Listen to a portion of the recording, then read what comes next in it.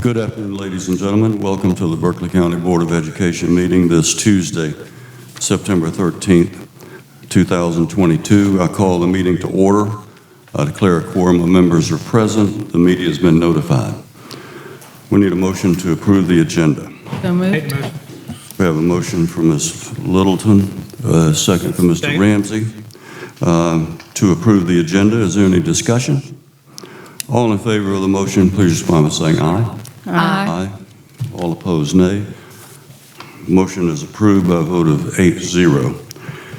And we do have, the next item on the agenda is the approval of the minutes from the August 23 board meeting.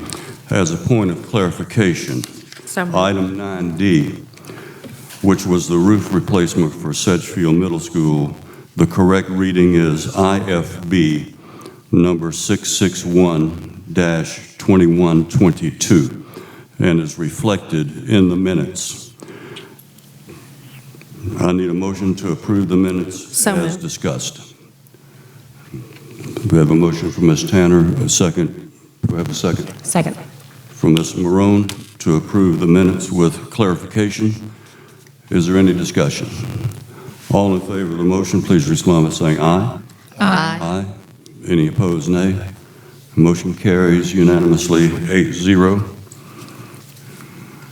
We need a motion to enter into executive session. So moved. Second. We have a motion from Ms. Wofford, a second from Ms. Littleton to enter into executive session. Ms. Tanner.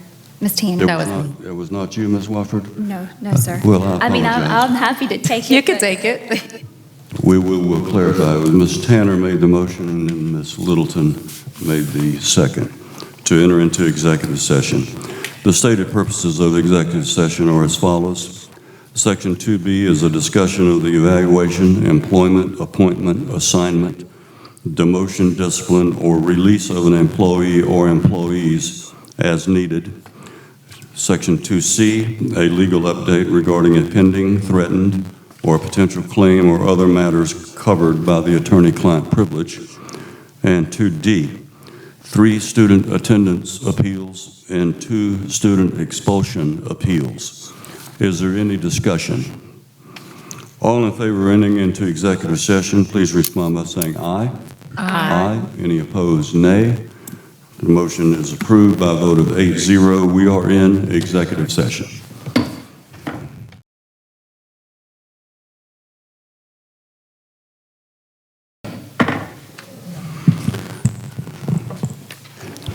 Good evening again, ladies and gentlemen. Is there a motion to return to regular session? So moved. Second.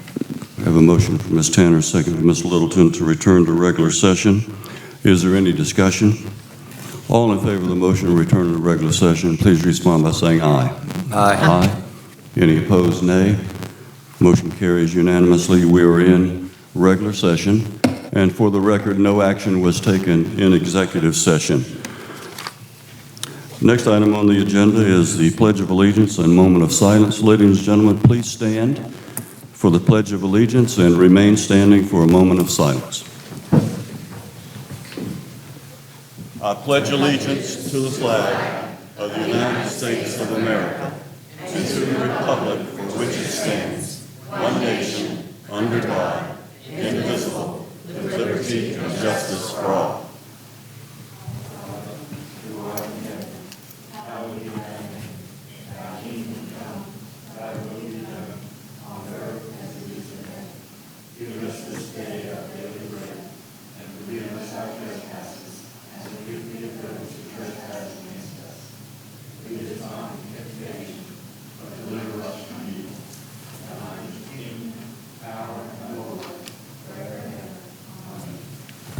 Thank you. Please be seated.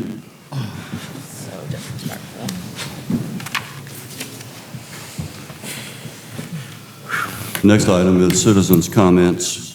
In order to conduct the meeting in an orderly and efficient manner, we ask that you honor the following guidelines. Stakeholder comments are welcomed and encouraged. However, the board will not take immediate action on public comments at this meeting. Any person wishing to address the board must register prior to the meeting. Comments must be regarding programs, policies, or procedures. Comments regarding complaints against employees other than district-level executives or references to students other than the child of the speaker will not be heard in public session. Groups addressing the same topic should select one speaker.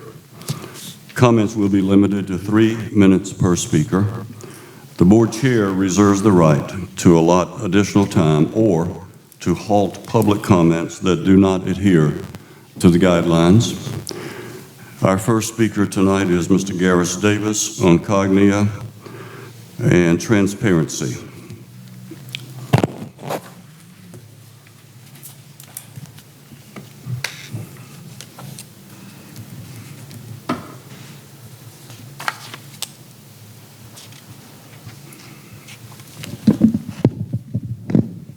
Appreciate the opportunity to talk tonight. Superintendent Jackson oversees academics and innovation. He has been responsive to us. As far as power to act, he has little authority at limiting SEL and local school educational material choices. This is also true of the school board proper when and if they approve SEL educational materials. This is highly disturbing. The school board apparently did not approve RP or LIM educational materials, both of which have undesirable elements. We were asked by academics and innovation what was undesirable. This is unacceptable. Kindly advise us of those undesirable elements you know are controversial. The parents and citizens, and more so the students, deserve this transparency. Please report the controversial elements at the next school board meeting when you present to the public the glowing reviews LIM, which is LIM, Leadership in Me, will garner. You did not do the same with RP presentation, restorative practices.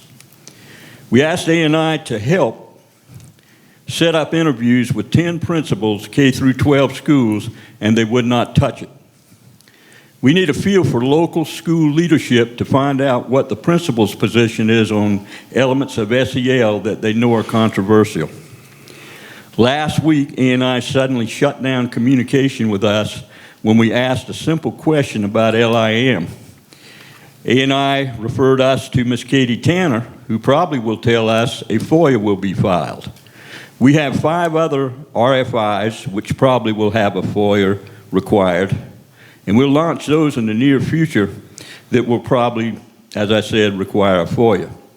All of them should have been transparent. Thank you. Our next speaker is Dr. Sheila Foster. The item of comment is budget items revisited.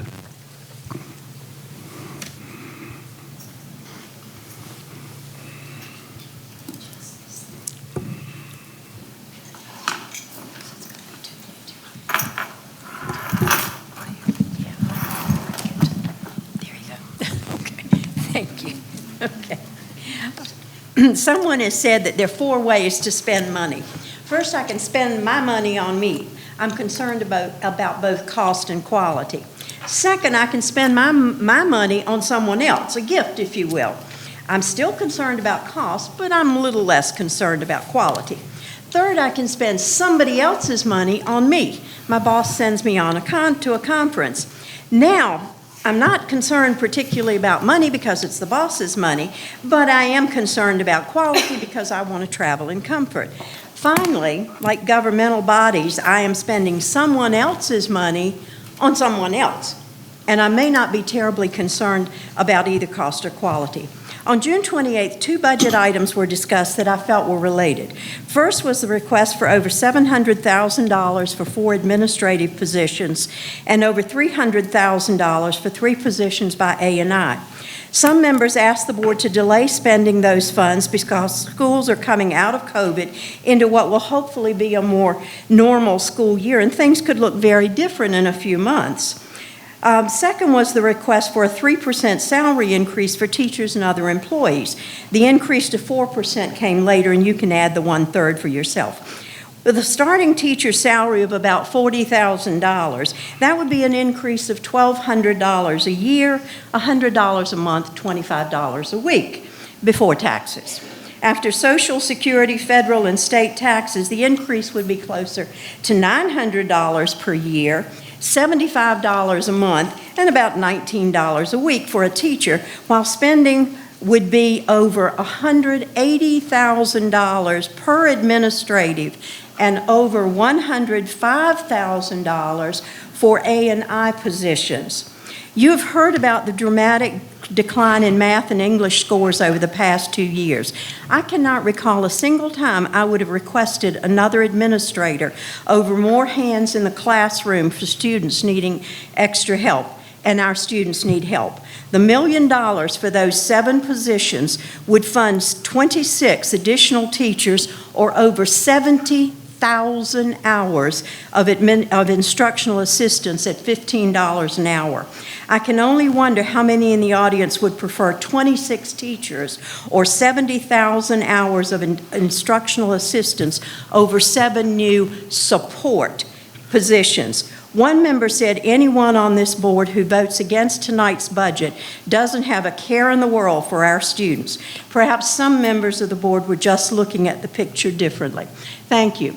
Oh, and by the way, the $80 billion that Congress has passed to get 87,000 additional IRS agents would fund 2 resource officers at $40,000 a year in every one of America's 97,568 public schools for 10 years.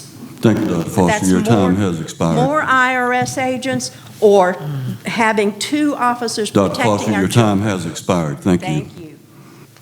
Our next speaker is Christy Dixon on rule change and books.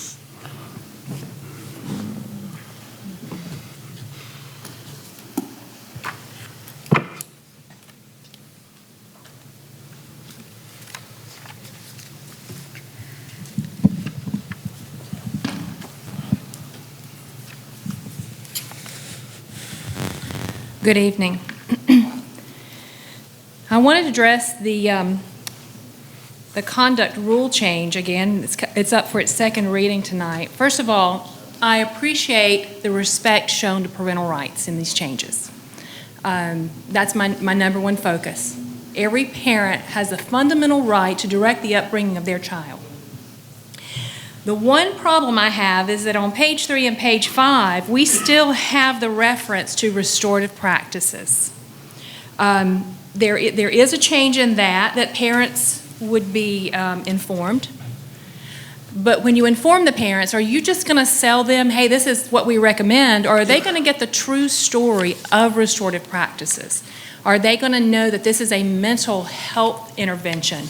This isn't just some little program that they went through. I think that needs to be removed. I don't think that restorative practices has any business in our public schools. This is something that should be taken care of in a healthcare situation. I also wanted to bring up an incident that happened that some parents contacted me about at Merrington Middle. There was a video shown, kinky boots. The parents have spoken with the administrators in the school, and that is being resolved. But I want to know why kinky boots is on the approved list of videos for Berkeley County schools. It's a video about a drag queen. Is this educational? Is this something that our kids are going to benefit from? Or is this pushing an agenda? The agendas that we see constantly in the news. And next, at Hanahan Middle, I started digging into some lists of books that have inappropriate material. And I chose 2 books. I chose Looking for Alaska, and I chose Dear Martin. Both of these books are in the library at Hanahan Middle. They both have inappropriate material in it. The superintendent is familiar with the book Dear Martin. We had a situation recently at Philip Simmons High School where a teacher was using this material. It was deemed inappropriate in a high school setting, and that was rectified, and that teacher was moved. So now we've got this in the library at Hanahan Middle. Hanahan Middle, I spoke with a teacher who has 14 students in her class who cannot speak English. They have 2 ESL teachers, but they don't communicate with her. going back to what Dr. Foster said, all of this money we're spending on a top-heavy administration, we could get teachers' aides into this middle school, maybe bilingual teachers' aides, to help these teachers out with these 14 kids that they can't educate because they can't communicate with them. So these are just some issues I hope that you will all consider and we'll talk about and try to find a solution. Thank you. Our next speaker is Ms. Ann Condor on student conduct changes.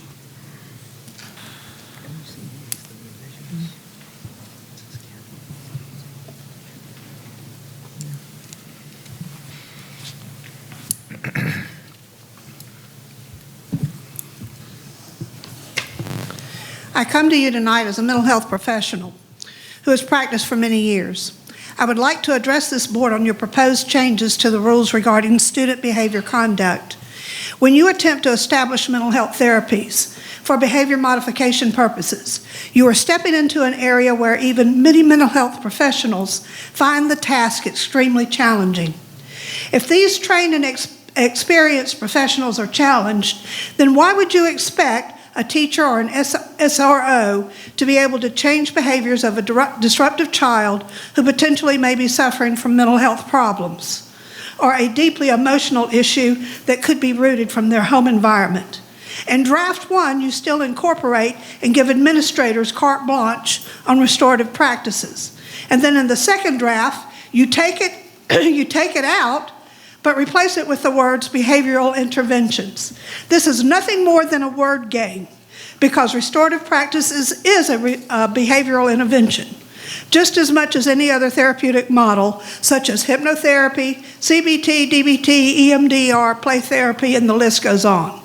Many mental health professionals will choose to specialize in one application and develop their expertise in that field.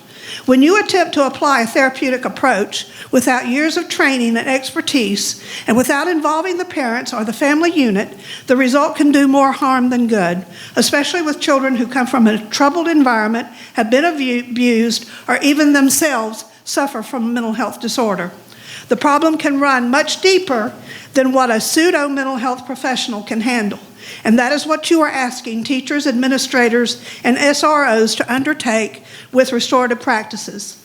In its establishment, restorative practices is intended to repair harm, rebuild relationships, and reestablish trust when conflicts and issues arise within a community or in the school. It involves attempting to understand what makes a child behave in the ways that he or she does by exploring their psyche through the sharing of feelings, oftentimes in a peer group or community setting, asking them to share interpersonal information. Even in a clinical setting, many children do not easily open up. Some behaviors could even worsen in that type of setting. In restorative practices, some children who are victims of bullying can easily experience a feeling of being re-victimized. Depending upon their emotional problems, some children could become more destructive, engage in cutting, self-harm behaviors, self-mutilation, and even possibly commit homicide or suicide if these issues are not handled appropriately, especially if there are problems at the home. They still have to continue to live in the very environment where the emotional issues arose. There should not be an option for restorative practices in the code. There should not be an option for behavioral intervention unless it is a requirement for the parent to seek outside professional intervention for the child. Ma'am. Thank you.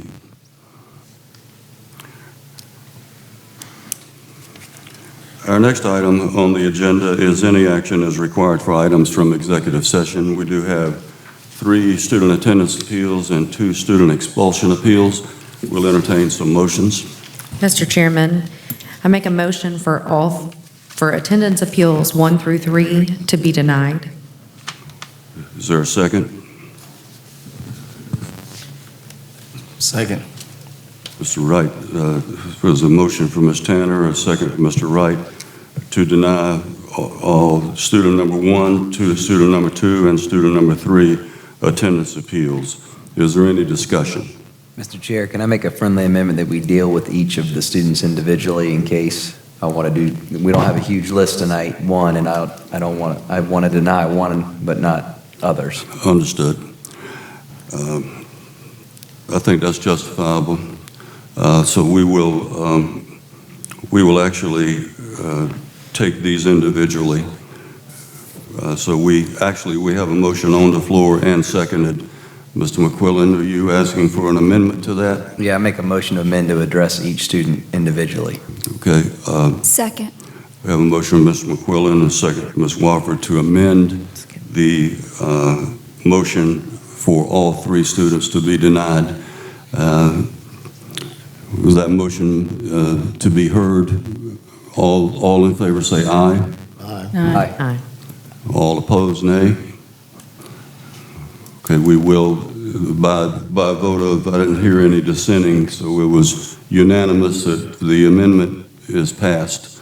So we will revert back to individual students. I'd like to hear a motion for the student number one. Mr. Chair, I move that we deny the appeal of student number one. Second. We have a motion from Mr. McQuillan, a second from Mr. Ramsey to deny the student appeal, attendance appeal of student number one. Is there any discussion?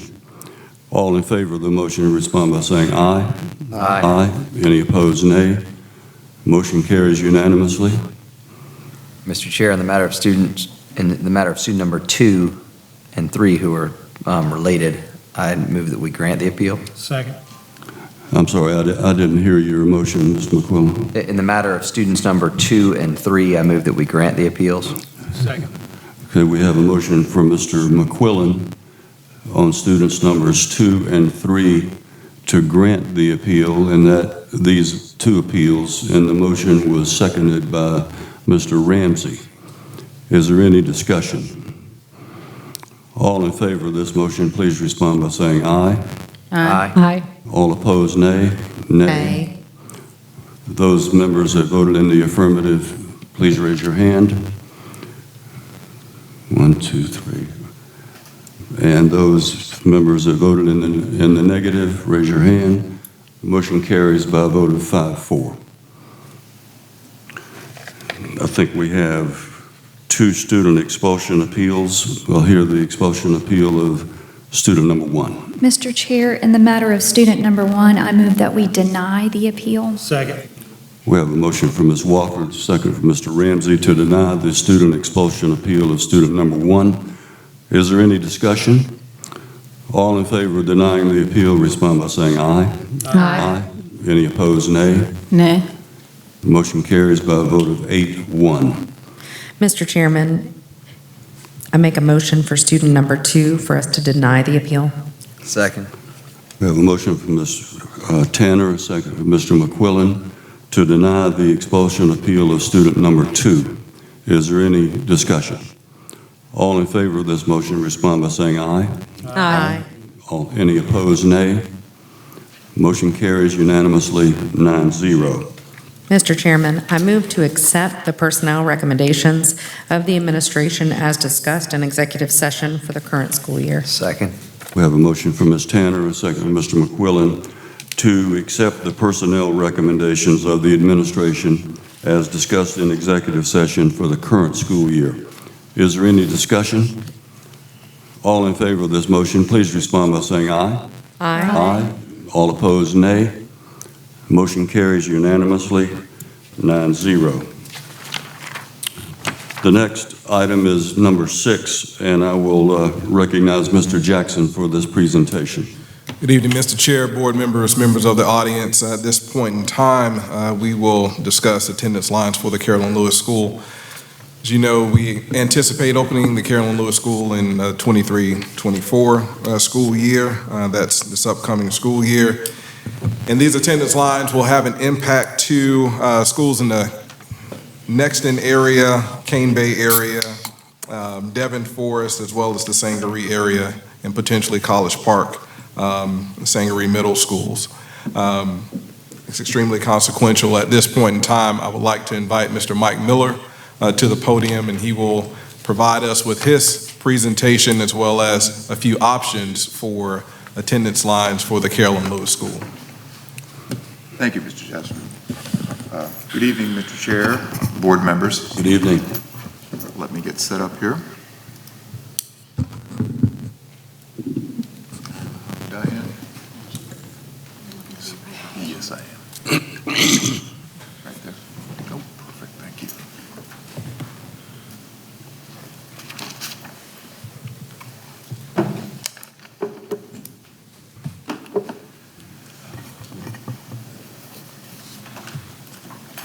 I stand in front of you tonight to present draft 1 of a student assignment proposal for school year 2023-24. This will concern the brand new K-8 school, Carolyn M. Lewis, opening next fall. Before we get into the scenarios, there are 3 of them, and as you can see on the maps over there, they're printed out. Before we get into each one of those, I'd like to have some discussion on the overall assumptions for all of the scenarios. All 3 scenarios will serve the Carnes Crossroads development. In addition, each scenario will have some impact outside of that development. All scenarios are such that families will move into a new school. There are no moves in this proposal this evening that move families from an existing school to another existing school. All moves are from existing schools to the new school next fall. The scenarios you're going to see tonight do not change any existing high school boundaries. The feeder patterns for the scenarios presented tonight will either be the new school, Carolyn M. Lewis, which is K-8, into Cane Bay High School, or in some cases, the new school into Stratford High School.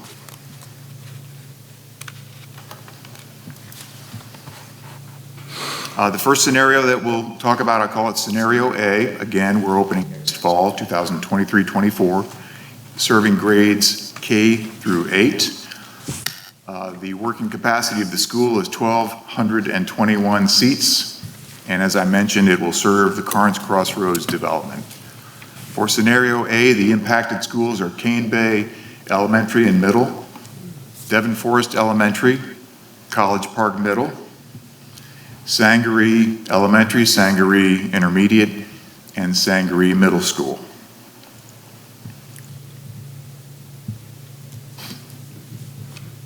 I guess the picture is worth 1,000 words at this one, right? But let's look a little bit at the data. And I'd like to provide a little bit more context to these numbers. We've just received the Day 10 membership numbers for the county and for the district, and I think it helps to kind of get a handle on how these areas are growing. Cane Bay Elementary School is expected to grow by about 10 to 12 utilization points per year, about 120 kids per year. This is based on the forecast that was produced last spring, and that is the kind of driver for the scenarios that we're looking at tonight. Cane Bay Middle School is expected to grow by about 6 or 8 utilization points per year. So every year that goes on, it'll be more and more crowded by about 6 or 8 utilization points. Nexton is forecasted to grow by about 5 to 7 utilization points per year, or about 50 kids per year over the next several years. The Sangaree schools are forecasted for slight growth or flat growth over the next 3 or 4 years. And according to the Day 10 numbers that we just received, the forecast appears to be right on target. So the numbers we're using for the scenarios are tracking just fine. If we look at Scenario A, the blue numbers there as we work from left to right, the name of the school, which grades it currently serves, the calculated capacity of the school. The next column is the Day 135 average daily membership for that school of last year. That's the starting Mr. point Miller? for the forecast. I'm sorry, Ms. Wolford. What I'm looking at on this piece of paper is different than what you have up there, because mine shows Nexton, but that slide doesn't show Nexton, so I'm a little confused. I think you're looking at Scenario C. Can you say Scenario A?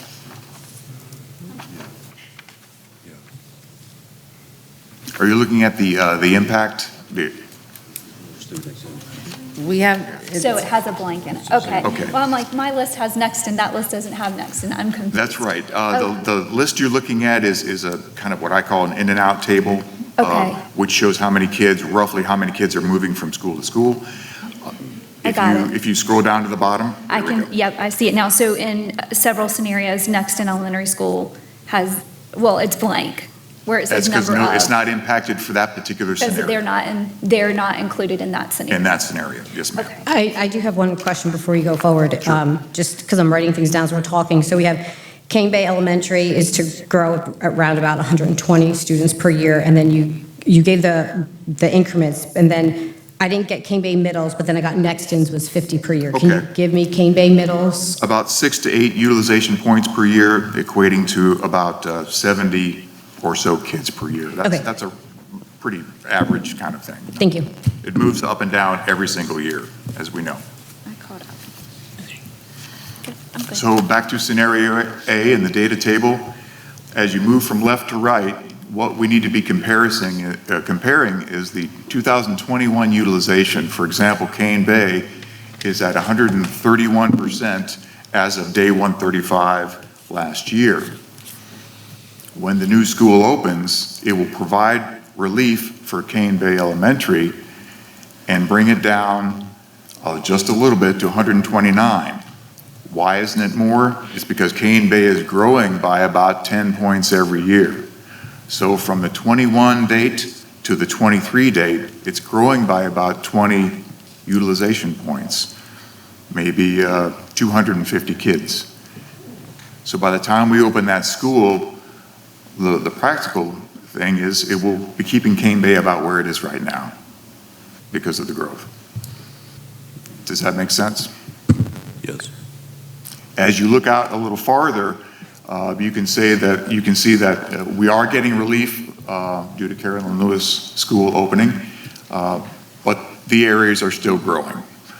Cane Bay is projected to be at 137% by 2025, and looking a long time in the future by about 20 points more than that, 157%. So we are getting some relief. It is needed, but there's more growth coming. For Cane Bay Middle, we're looking at approximately 100% as of day 135 in 2021. As we open the school there, there's a little more of an impact. Cane Bay Middle is not growing quite as fast as Cane Bay L. So we're looking at an opening capacity of middle school of 84% for Cane Bay. Carolyn Lewis, where these students are moving to, is projected to open under scenario A with a 54% utilization in 2023, growing to 72 by 25, and then to 112% over the next 10 years. The numbers suggest that there is enough growth here to fill that Carolyn Lewis school within the next 10 years easily. What is the PIP, the last column in your chart? PIP is I get the acronym right. Pupils in poverty. Pupils in poverty, thank you. It was a statistic that was given to me to track, to provide some kind of measure, relative measure of pupils in poverty per school estimated. According to my data, the data that I used to produce these figures, the system-wide mean is about 56.4%. So you can use that as a gauge. Scenario A represents the smallest impact to the surrounding schools. As you can see, it's opening with a capacity of utilization of 54%. Scenarios B and C will make that number larger.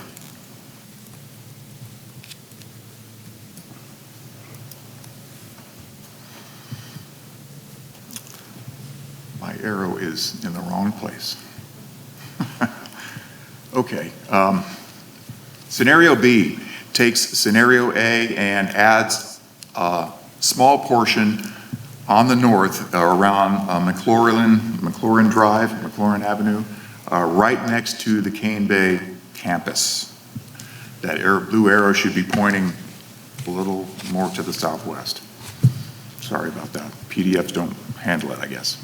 So that's the only change between scenario B and scenario A. Not a lot of students impacted, but it does have a kind of a natural connection there.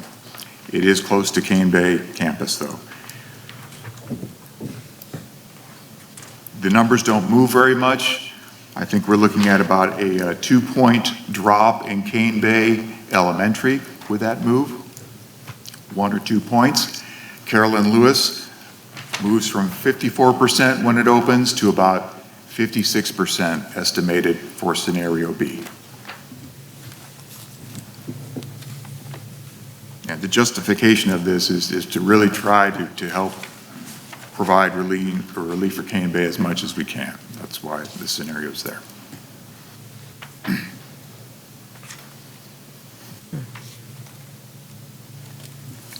And finally, scenario C. The arrow is correct here. Scenario C reverses that northern move that scenario B had, and instead of the northern move, it concentrates on an area that is currently assigned to Nexton. That's where the arrow is pointing. That has a significant change, a significant relief for Nexton, and about the same amount of relief that we saw in scenario A for Cane Bay.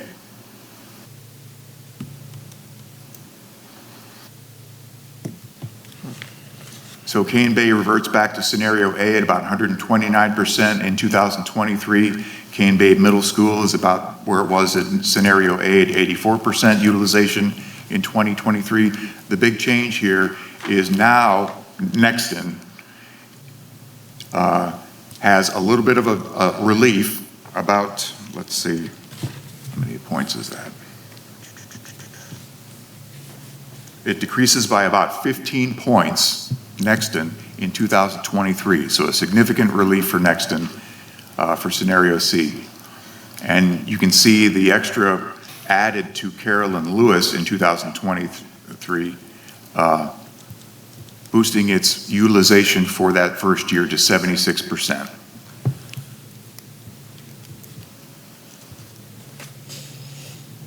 This scenario also aligns the elementary, middle, and high school feeders for the southern portion of Carolyn Lewis. It will change from Sangaree elementary, intermediate, and middle to Cane Bay, or Nexton Sangaree to Cane Bay, aligning them to Carolyn Lewis to Cane Bay.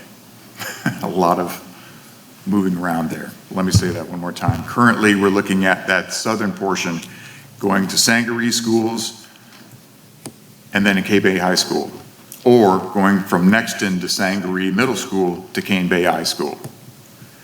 Scenario C aligns that southern portion, so it'll go to Carolyn Lewis School to Cane Bay High School. Does that make sense? Making the feeder pattern simpler.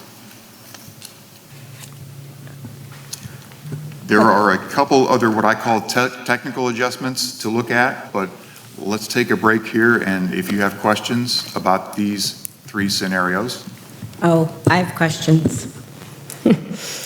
So the biggest question that it's actually like a statement, and maybe you can clarify it for me. So when we take these students that are going to Cane Bay and we move them to the Carolyn Lewis School, we say we're giving Cane Bay relief, but we have a lot of students that are on a wait list to get into Cane Bay. Yes. So then they will be going back into the Cane Bay schools, so we're not really giving the schools that much a relief, correct? Because we're going to be fulfilling our wait lists? So technically, I guess, if it's not Cane Bay, we're granting relief, it would be Westview. Yes, ma'am.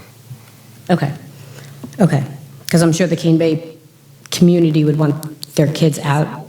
I'm guessing most of them would want them to go back into the Cane Bay school where they moved into the development to be. But I do want to put it out there that, you know, when we're over capacity, when we're looking at these numbers, we have to remember that when our classes get bigger, it's not just the classes that get impacted. We have our cafeterias, our gymnasiums, we have everything else that is impacted as well. So then when you say this the south side as far as, so in scenario B, when you have like the Marshall and the McLaurin and all them, right now those students are scheduled to go to Cane Bay, correct? Yes, ma'am. So in that situation, those students would be leaving Cane Bay and going to the new school, correct? They would be rezoned. In scenario C, the area that is situated for the Carolyn Lewis, keeping that McLaurin Street going to Cane Bay, that's all developed already? Those students go to Nexton currently? Where do those students go to now? Scenario C would not move those students in the McLaurin area. Correct. They would So- stay at Cane Bay. So when they're not on the other map, those students right now, where are they attending? Or they're not, those homes aren't built? Are we talking about the McLaurin area? No, sure. So right here, this area, that's added Oh, into okay. it. I understand. Where do these students currently go? If it's south of Carnes Crossroads, they either go to Sangaree or they go to Nexton. If you look at the little red line right there, that's a division line between the current Nexton line and the Sangaree line. Okay, so they're going to Nexton, okay. But Nexton is also growing as well, so if Yes, it we is. relieve that from Nexton, that's giving, and we move that to the Carolyn Lewis School, that's giving Nexton the opportunity to fulfill their schools, and, you know, Cane Bay's pretty much fulfilled until something else comes up. So, Okay. Mr. Miller, scenarios A and B basically do not have a seamless feeder pattern. For high school, For high school. that's correct, yes. It's a But good point. Scenario C would have a seamless feeder pattern and would also, no? Not quite, no. The area to the south of 17A, or to the east, I should say, of 17A, Oh, that one section, yes. Currently, it goes to Devon Forest and College Park. just a few students. It's on your impact list, you should be able to see the number of students there. It is a part of Carnes Crossroads. Right. Yeah. South of 17A on that Southeast of 17A, 176 section right there. We're talking. But the rest of them is more of a seamless than any other scenario. Yes, yes. And it's also a reduction in the Nexton Elementary, which is sorely needed as well. But in a couple of years, if you put that slide back up, scenario C, That's it, right there. the other one, Which one? Oh, the table? Okay, yeah, gotcha. yeah, you see Nexton at 85, is at 98 now this year. If we incorporate scenario C, it reduces it to 85, and then it goes back up. But that will be taken care of with the next school. If we build a school in that area, it would take care of that. I'd love to see that, yes.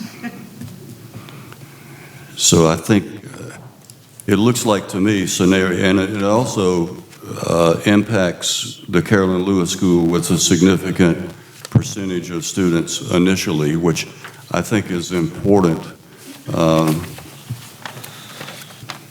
Yes, sir, you're Going opening from the school at 54 higher to 7. utilization with scenario C. But it reduces Nexton Elementary significantly Yes, sir. initially. And Nexton's over capacity and has mobile classrooms, correct? Dr. Jackson? Mr. Jackson, sorry. Yes, ma'am. We have 5 mobile units there, and a restroom unit. I think where school's designed for, we have 920. There are over 1,000 students this year. Okay. So we do need to relieve some of that. Okay. Do the numbers work if you combine scenarios B and C at Carolyn Lewis, or would it immediately be overutilized or No, it would not. overcapacity? It adds about a maximum of 2 utilization points, so you'd be looking at about, it's kind of, these are designed as a little bit à la carte, so it's certainly possible to add that component to scenario C. Yes, sir. to take the B slide that gets right under the middle school, Yes. or Cane, Yes, sir. yeah, Cane Bay Middle School and High School. So you could technically combine both, which would even Yes. provide more utilization and more relief for overcrowding in Cane Bay. Bay out a little bit more, yes. Yes, sir. Do you have any idea what Carolyn Lewis's capacity would be in 23, 24, and 25, 26 under that combined scenario? It'd be adding about 2 points, so 78 and about 97, thereabouts. Okay. How would that affect the high school attendance? Would they still all be going to Cane Bay High School? Yes, there is no moves to any high school lines currently. The high school lines are not on this map, but if you look at the red line along 17A, that serves as the high school line between Cane Bay High School and Stratford currently, by the Devon Forest area. Well, up 17A, that's the Berkeley attendance zone, and down on the white on the On this bottom side of is 176. is Stratford. Yes, yes, ma'am. So I think the 10-day attendance is somewhere around, for Stratford, around 2,600, and Cane Bay is about 21. So Cane Bay is about 500 less than Stratford at this point in time. And but we know Cane Bay is growing, and of course we thought Stratford was fairly stagnated, but it's not. I mean, there's new families coming in, and that's Demographic shift in the area, that yes. was kind of something that surprised us. Yes, sir. So, but nevertheless, is scenario C, you'd have an increase, somewhat of an increase, because the Nexton kids would be going to Cane Bay rather than Stratford. Is that correct? No, the In next, scenario C, they'd be going to Carolyn Lewis and then to Cane Bay. that's correct, and they currently go to Cane Bay. That's, yes. It's the Sangaree, I got to make sure I get this right. Thought the next. It's confusing in that area. Thought the next one went to Stratford. No. Okay.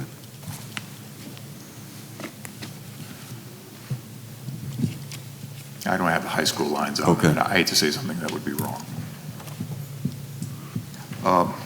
For the southern portion, I'll go over that feeder pattern again. I have it in the words here.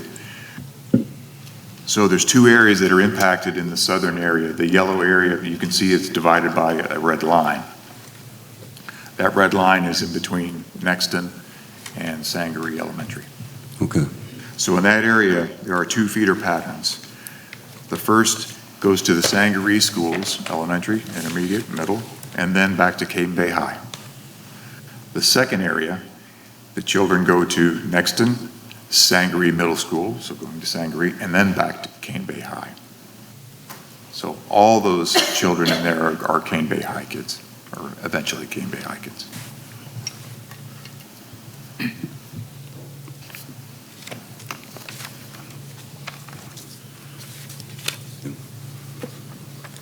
Is that it? We have any additional questions for Mr. Miller? I got more stuff too. You got some more information? More, yeah, nothing to do, or little to do with Carolyn Lewis, but other things that I would like to bring in front of the board. All right. So what follows are three proposed adjustments. I call these technical corrections. Two of these do not impact any students. The reason these are happening is the rate of development in these areas. They redraw parcel lines almost monthly. We keep on top of them, but we can't change them without board action. So I'm bringing three of those technical corrections in front of the board for your viewing. The first one is a elementary and middle school suggested change. The arrows point to two areas which are currently going to Nexton. They're the dark purple. And the proposal is to go to Cane Bay. The one on the south is just a correction, so it follows a creek. It just makes everything line up. No students involved. The one in the north, there are students in this area. The development that you're looking at started from the south and is growing north. So as it grew north, the parcel lines changed and people are able to live there. And I think that currently, North Creek, thank you. Yeah, currently those students, they're assigned to Nexton, and I think they apply, I don't know. What, the North Creek area? Yes, the North Creek The new area. parts of North Creek are actually zoned Nexton, St. Marie Middle, where the older portions are Cane Bay Elementary, Cane Bay Middle, so. What we're proposing here is to make them all Cane Bay Elementary, Cane Bay Middle. Is that where you had the area of like the houses and the line was like literally right through somebody's house or the townhouses? Yep. Okay. Okay. Because there was a section that like if you had the building, if this was literally the building, the lines went like this. So I guess it depended on what side of the couch you were sitting on is because the way that the land was built and then the way the lines came through. So.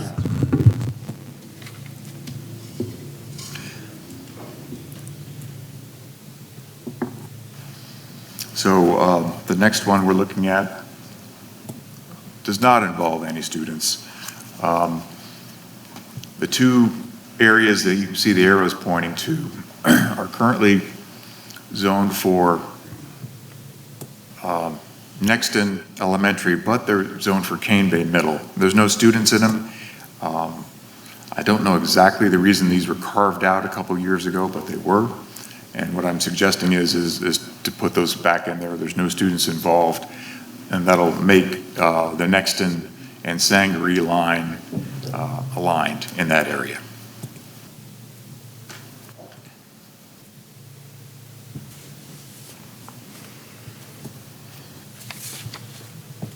And finally, this is another one of the areas where when we drew lines a long time ago, we draw them along parcel boundaries. That's a good way to do it. And things change. So in the meantime, you see all this development from Cane Bay, or actually this is Nexton, I'm sorry, going down almost to 17A. And the proposal in front of you does not impact any students, but it aligns the Nexton or Sangaree Middle School line with scenario C that you saw a little while ago. So it puts all those things together. And as I mentioned, this does not impact any students in Sangaree Middle School. Now, would these kids go to Cane Bay Middle or would it go to Sangaree Middle? Because Sangaree Middle is where we have got the space at. Which one? This doesn't change any of those kids there except for the scenario B part of it. I'm talking about future kids because part of all this is planning for the future, obviously. Yeah, I'm sure that there are, I'm not sure. I believe there may be some multifamilies expected in this area, but by and large, this area is not currently commercial. And I think there may be some mixed use coming in. All the students currently are below that Sangaree. But I'm saying on your slide, it says Sangaree Middle to Cane Bay Middle. Yes. So we would be putting more land in Cane Bay Middle District. That's correct. I don't think that's wise, but that's just my opinion. Thank you.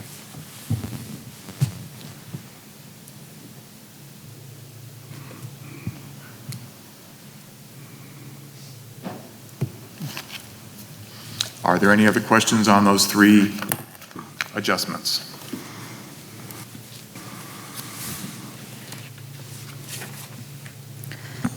Mr. Jackson, have we had community meetings yet? I'm not exactly sure what kind of action we're going to take or if there is action to take tonight. But are there community meetings or are community meetings planned? I'm a little uncomfortable voting on lines without getting some feedback, especially a lot of these students are not necessarily areas I'm intimately involved with like I am District 6. So can you tell me a little bit about the process? Yes, ma'am. So we are having this presentation tonight. The request was going to be the request is for first reading. We are going with the 2 reading process on the attendance lines. Following the first reading, we would conduct our community meetings. The locations would certainly depend upon which sections or which option the board selects. And so we have the dates for those meetings. We have some tentative locations, and depending upon tonight, we will select those locations and publicize those meetings and those opportunities for community members to express their, come out and view and express their concerns and provide feedback. Are all of those meetings prior to the second? The second reading? Yes, ma'am. Okay. Yes, definitely. And it would be prior to November the 8th. Because I believe this board needs to make this decision.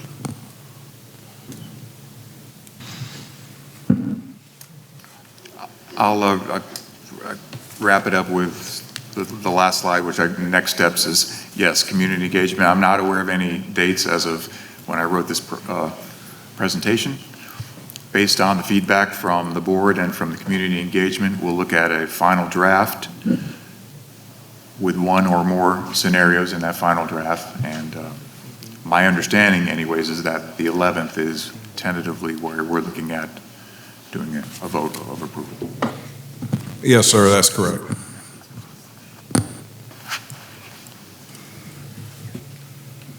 Actually, Mr. Miller, I do have a question for you. Mhm. If you go back to the scenario where it was that one, how many students would be going to Cane Bay? How many students were impacted? Do we even know? Because I just want to be clear, I do not think it's a significant amount.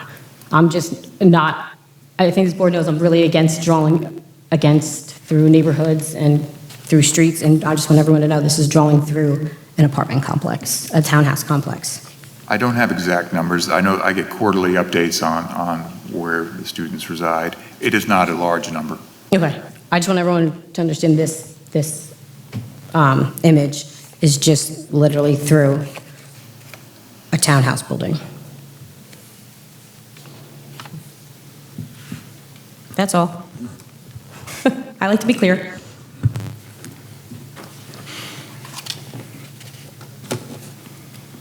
Is that all, Ms. Miller? That's all I got.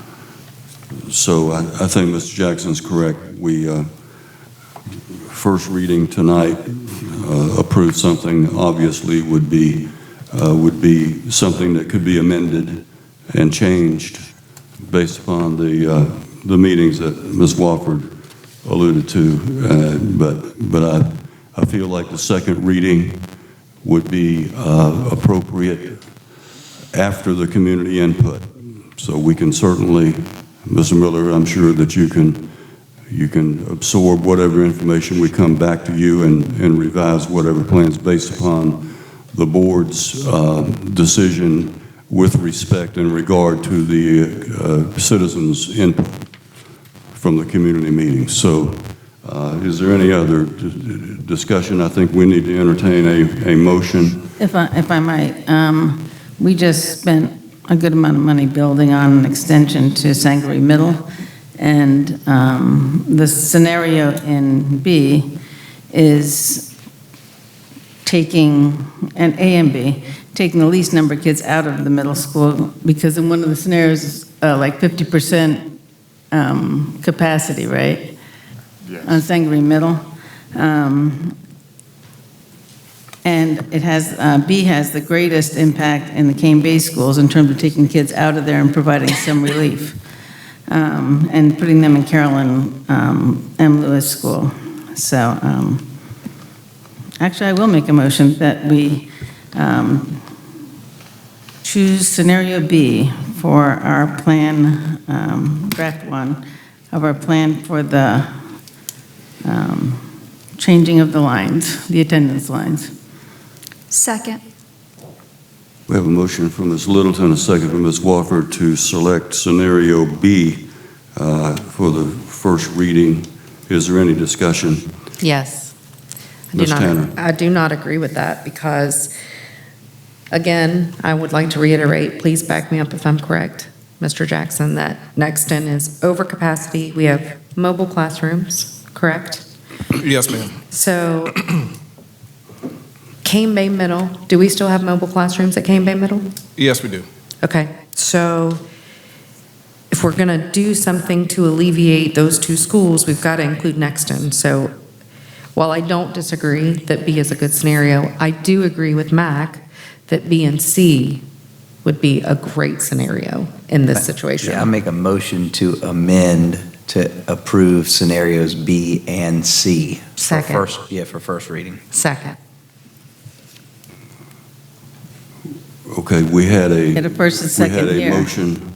He made a motion We had a to, He motion. amended, though.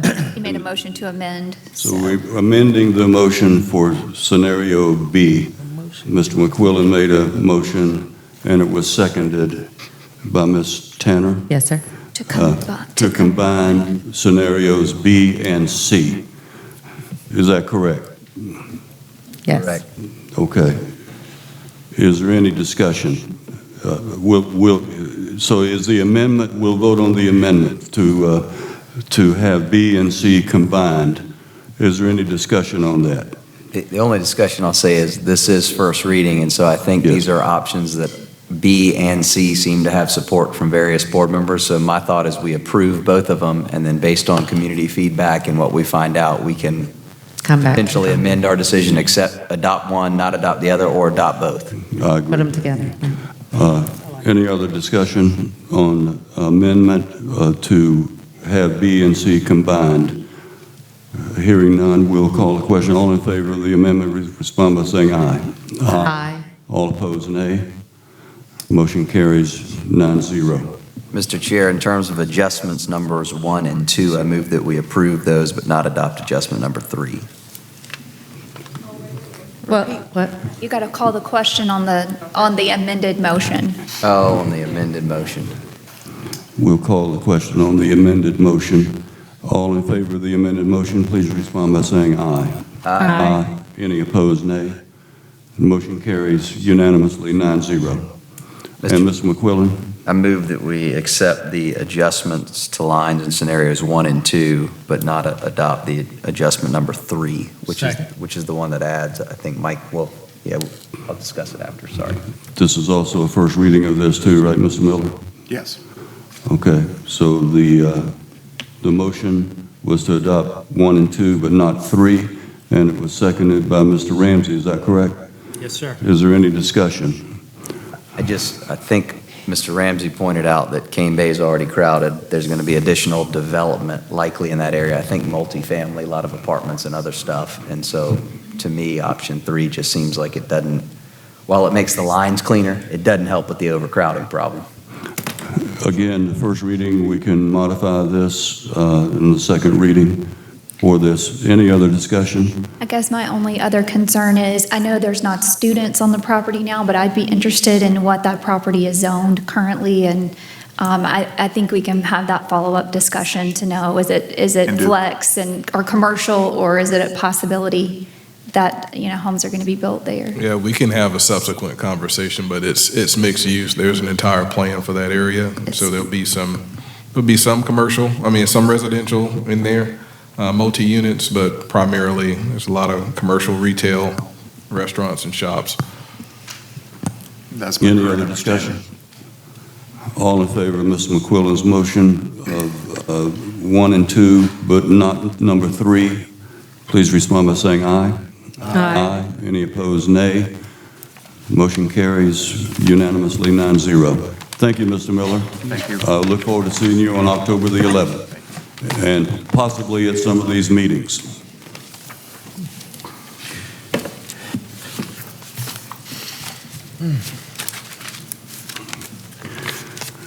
The next item is item number 7, committee assignments. We do not need to have any committee assignments because all board members are present. The next item on the agenda is a report from the Committee on Academics and Innovation, Chair Lady Kathy Littleton.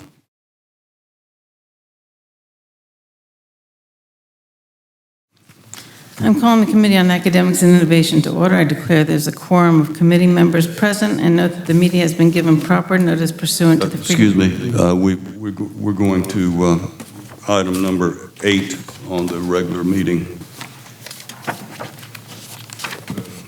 Are we going to adjourn this We're not. meeting and not recess it? No, Okay. no, this is coming. Number 8, okay. Mr. Chair, I move to table Administrative Rule JICDA-R,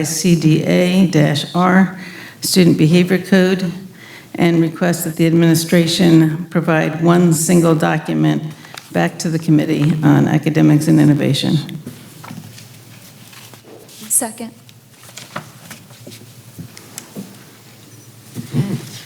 Is that the committee? The committee has already met on this and sought input from board members, and that was done.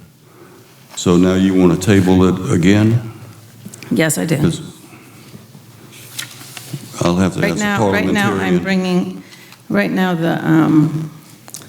I'm being requested to bring before the full board 3 separate items and asking them to basically rewrite them as a board. And I'm making a motion to table it.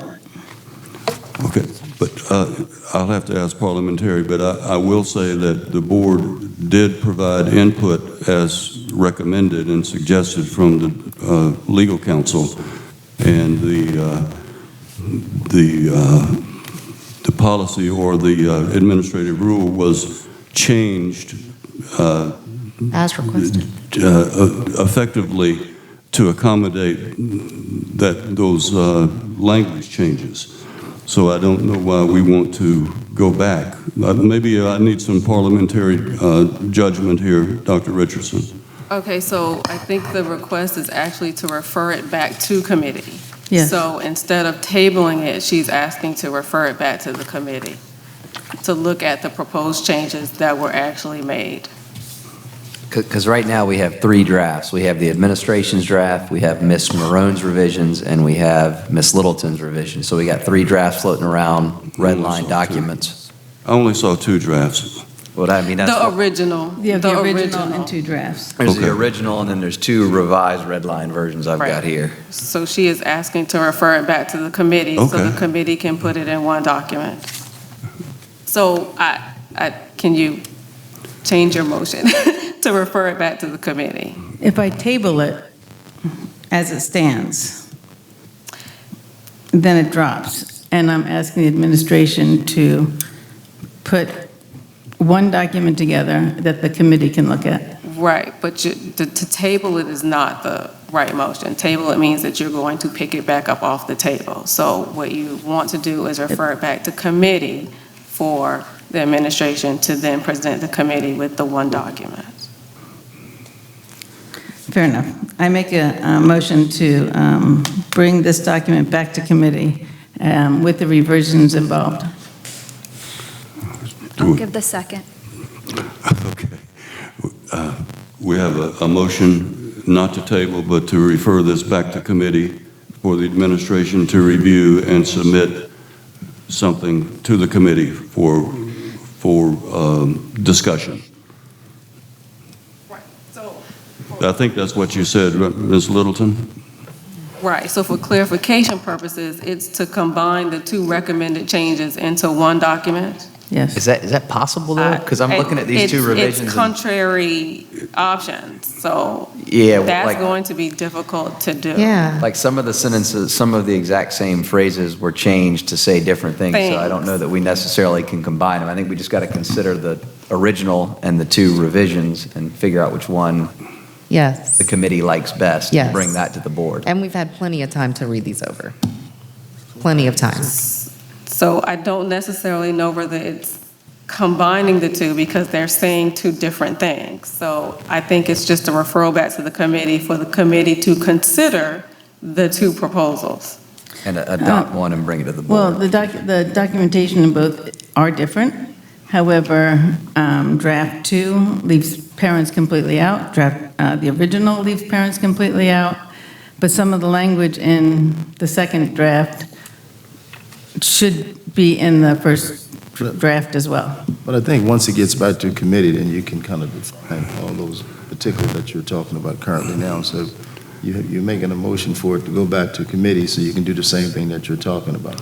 And I want to remind the board that this was not a recommendation from the administration. This, at least the revisions were from input from board members. Right. So we need to, I think we need to refer this back to committee for the committee to review the options and present one to the board for approval. Is there any disagreement with that? Okay, so we need to make the motion, the second, and we'll. The motion has been made to refer it back to committee, and it was seconded. So at this point, it's discussion, which is, I guess, where we are. And so, a vote.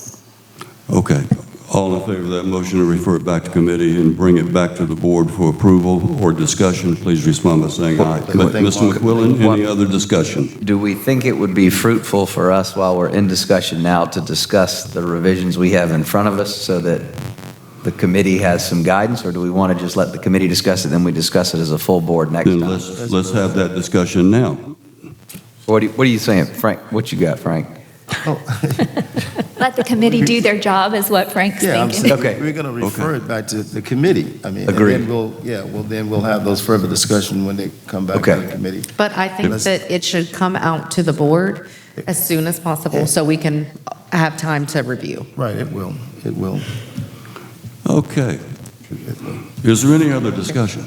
Yeah, no, I'm just kidding. I think we'll be having a lot of discussion in a little bit. So we are voting on sending this back to committee for the committee to come back before the board with a recommendation. Is there any other discussion? All in favor of this motion respond by saying aye. Aye. Any opposed, nay? The motion carries unanimously 9-0. I believe that concludes my report. I believe that satisfies number 8. Number 9 is superintendent's report. Mr. Jackson.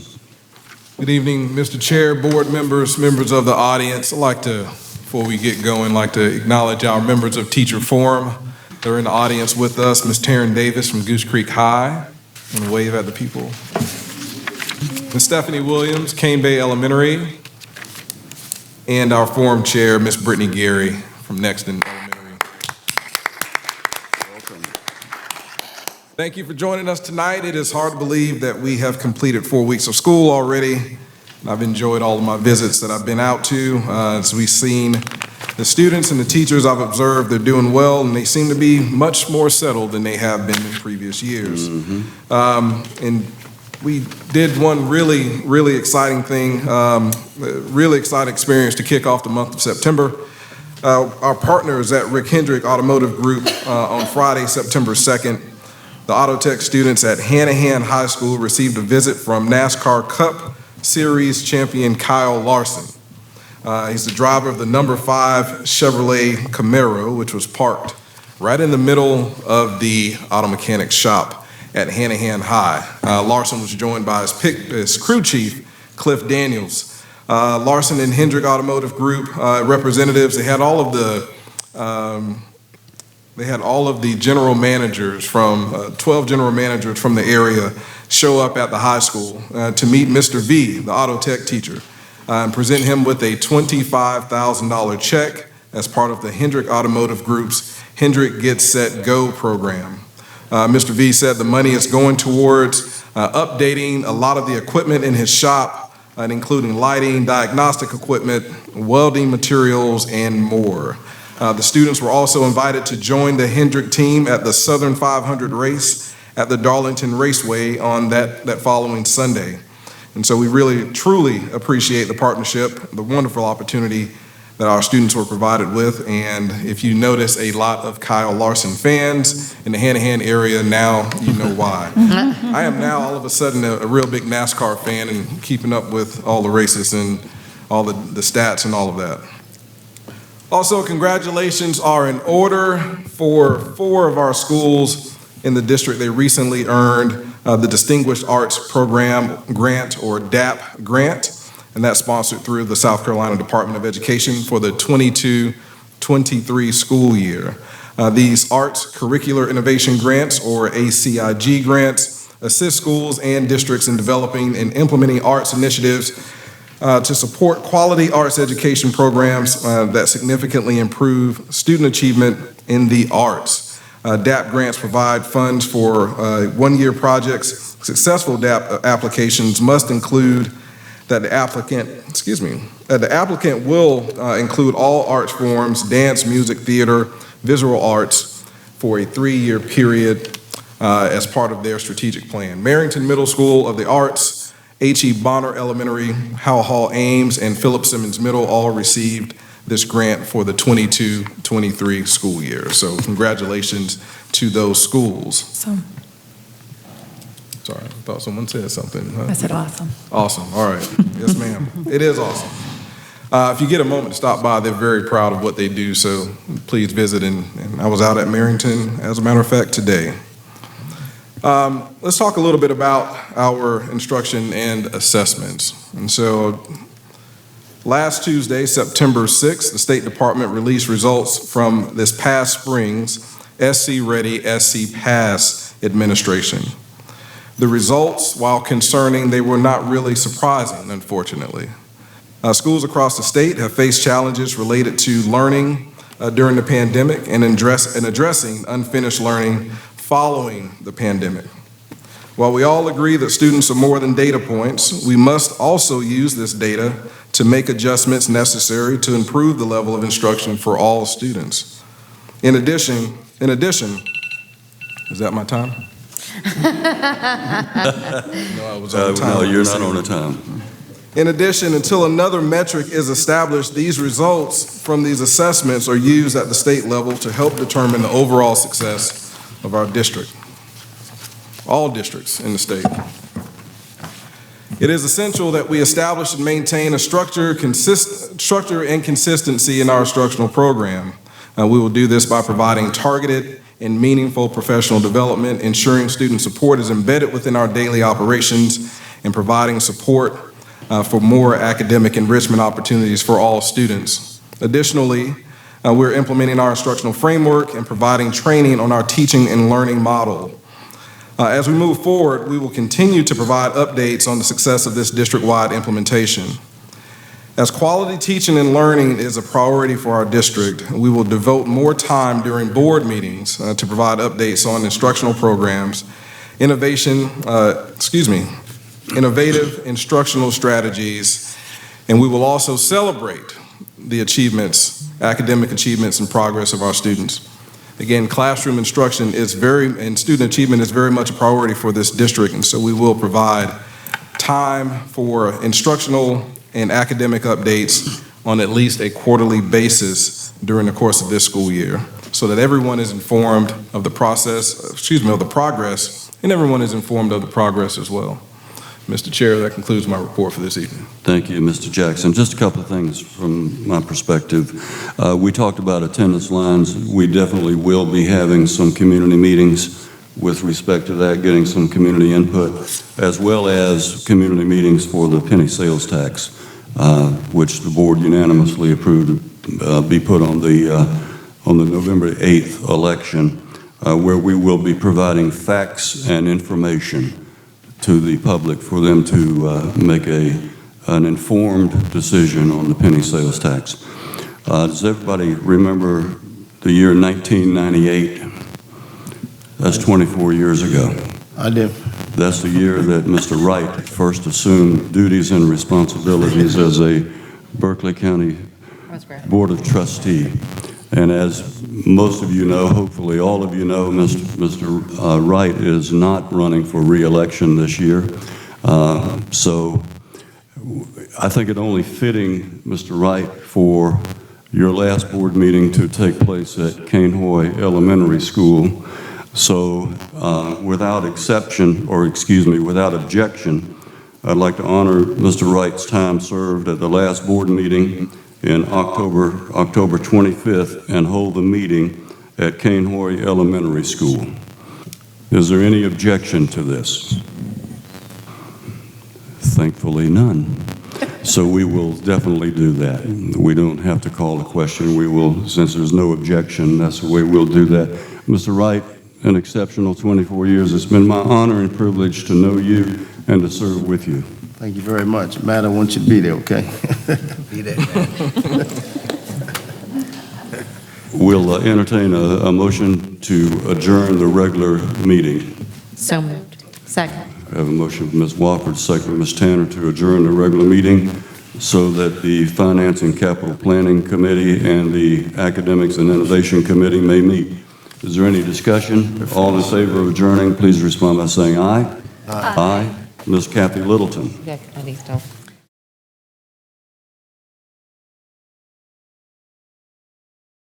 I am now calling the Committee on Academics and Innovation to order. I declare there's a quorum of committee members present and note that the media has been given proper notice pursuant to the Freedom of Information Act. Do we have a motion to approve the agenda? I make a motion. Second. I have a motion by Dr. Wigfall and a second by Mr. Ramsey. Any discussion? All in favor, respond by saying aye. Aye. All opposed, say nay. The motion is approved 3-0.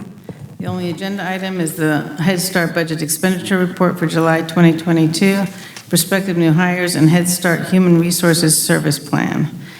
What is the pleasure of the committee? Madam Chair, I make a motion to approve the Head Start Budget Expenditure Report for July 2022, prospective new hires, and Head Start Human Resources Service Plan. Second.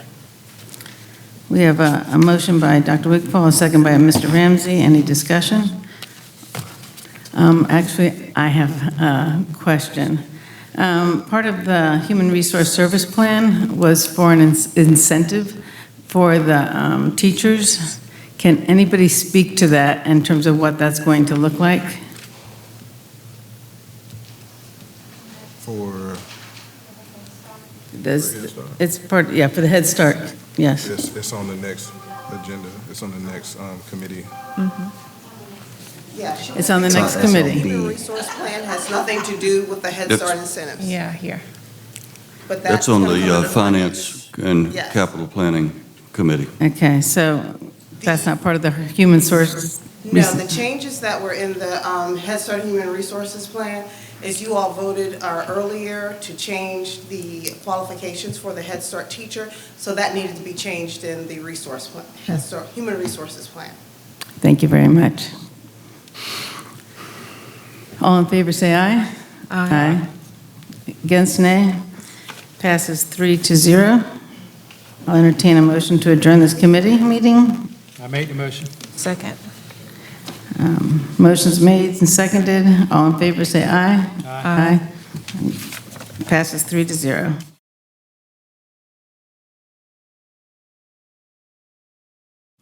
I'm calling the Committee on Finance and Capital Planning to order. I declare there are a quorum of committee members present. Has the media been given proper notice pursuant to the Freedom of Information Act? It has. Do we have a motion to approve tonight's agenda?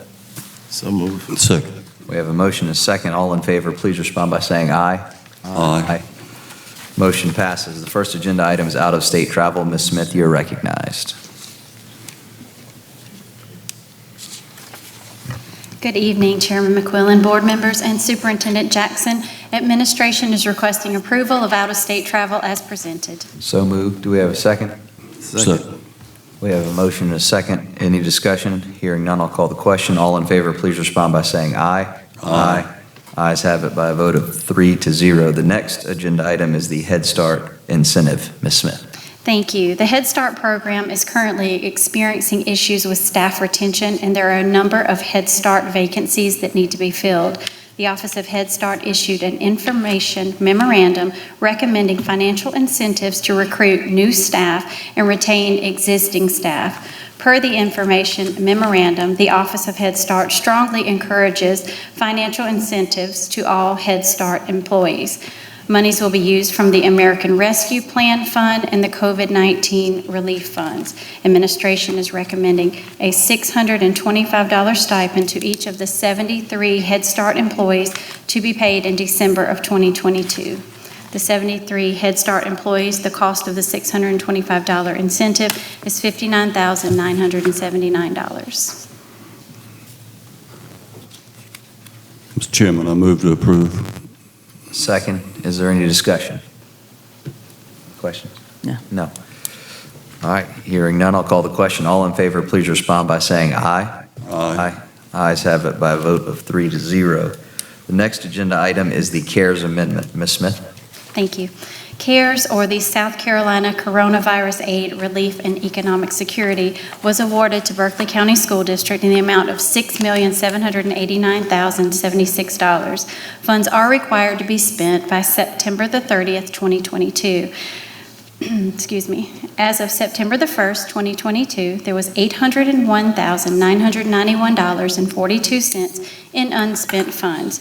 Administration is requesting an amendment to utilize the unspent funds to purchase technology to support our staff. The amendment will reduce salaries and benefits in the amount of $386,426.51, purchase services by $236,592.79, and supplies by $178,972.12 to purchase 465 Dell Latitude laptops and 464 Dell Thunderbolt docks for staff. Mr. Chairman, I move to approve the motion. Second, is there any discussion? When you say staff, is it classroom teachers? Who are these laptops going to be going to? It would be classroom teachers, yes. Okay. Looking at Diane to make sure that is correct. Yes. These are desktops, is that correct? Laptops. Or laptops? Laptops, yes, sir. Stations, With docking station, okay. so they can take them home. So both. Yes. So it can click in and be on a Yes. monitor at their desk, or they can pick it up and, That Go is home correct. and work. Yes. Which a lot of them do. unfortunately, Yes, unfortunately, they do that. a lot of them have to take it home. How are we going to decide which classroom teachers get these laptops? We obviously have a lot more than 465 teachers. Yes, you want Diane to There- come up and help answer that question, but this is just part of the funding, so there will be other funding sources that purchase laptops for our teachers as well. I can't tell you exactly which school it's going to be, but we've got a rotation plan just based on whenever the warranty runs out, and we keep track of them and move them out. We try to make sure we get the same type of dock and laptop in school, so when people move from, classroom to classroom, they can do that. So they'll be sort of distributed on an as-needed basis. If somebody's got a really old laptop and needs a new one, Yeah, okay. we just got a schedule we go by. I can't tell you exactly where we are now as far as what school these. Are they currently using laptops and docking stations? That's all we have for teachers. Okay. All right. Any other discussion? Every teacher right now is taking their laptop and trying to get a new one, sorry.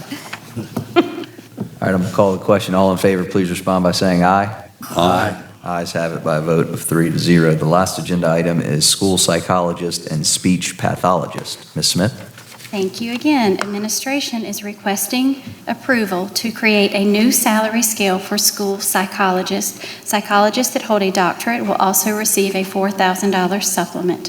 We're also requesting for speech and language pathologists to receive a $4,000 supplement and remain on the current pay scale for speech. We currently have 36 school psychologist allocations, 9.4 vacancies, and only 6.3 are secured through contract services. With speech, we have 49 speech allocations with 25.4 vacancies and only 22.2 secured through contract services. Current budgets will be utilized along with $378,782.58 in unused vacancies to offset the cost of this proposal.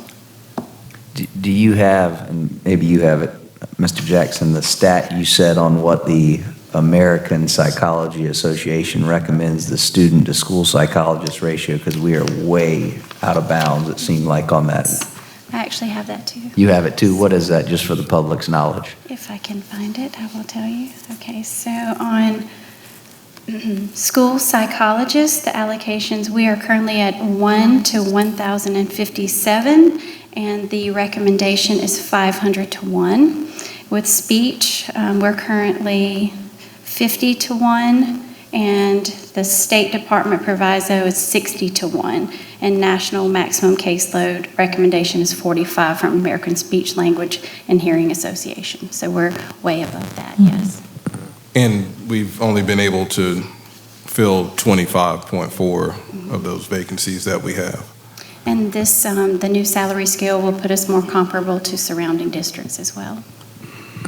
You may recall, Mr. McQuillan, we've had some conversations about us not only not being able to fill those vacancies, but actually losing employees and potential employees to neighboring districts. Yep. I move to approve. Is there a second? Second. We have a motion and a second. Is there any discussion? Hearing none, I'll call the question. All in favor, please respond by saying aye. Aye. Ayes have it by a vote of 3-0. The next agenda item is a motion to adjourn. Mr. Wright, you are recognized. So moved. Second. Second. We have a motion and a second. Any discussion? Hearing none, I'll call the question. All in favor, please respond by saying aye. Aye. We are adjourned. Thank you all for coming. Have a good night.